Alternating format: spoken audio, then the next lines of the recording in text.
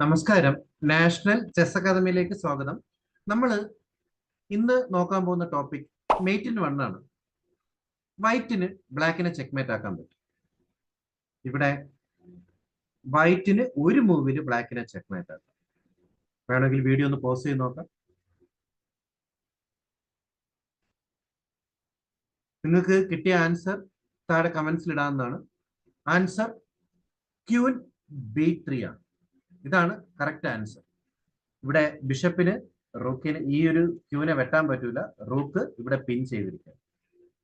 കിങ്ങിന് flea ഒന്നും ചെയ്യാൻ പറ്റൂല, കാരണം നൈറ്റിനെ വെട്ടാന്ന് വിചാരിച്ച ബിഷപ്പ് ഇരിക്കുകയാണ്.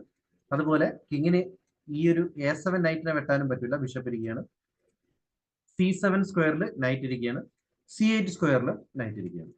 അപ്പോൾ അതുകൊണ്ട് തന്നെ ഇവിടെ ഫ്ലീ ഇല്ല, കവർ ഇല്ല, ക്യാപ്ചർ ഇല്ല, മൂന്ന് ഓപ്ഷനും ഇല്ല. കിങ്ങിന് തൊട്ടടുത്തുള്ള സ്ക്വയറിൽ മൂവ് ചെയ്യാൻ പറ്റില്ല, ഒരു പീസ് കൊണ്ട് കവർ ചെയ്യാനും പറ്റില്ല, ചെക്ക് വിളിക്കുന്ന ക്യൂവിനെ ക്യാപ്ചർ ചെയ്യാനും ബിഷപ്പിന് കഴിയുന്നില്ല. അപ്പൊ ഇതിനെ നമ്മൾ ചെക്ക് മേറ്റ് എന്ന് പറയും. ഓക്കെ, മേറ്റിന് വണ്ണാണ് ഇവിടെ നമ്മൾ കണ്ടത്. ഓക്കെ, അപ്പൊ നിങ്ങൾക്ക് ആർക്കെങ്കിലും ആൻസർ തെറ്റിയിട്ടുണ്ടെങ്കിൽ നിങ്ങൾക്ക് കിട്ടിയ ആൻസർ, ആദ്യം കിട്ടിയ ആൻസർ എന്താണെന്നുള്ള കമന്റ്സിൽ ഇടാൻ മറക്കരുത്. Okay, by.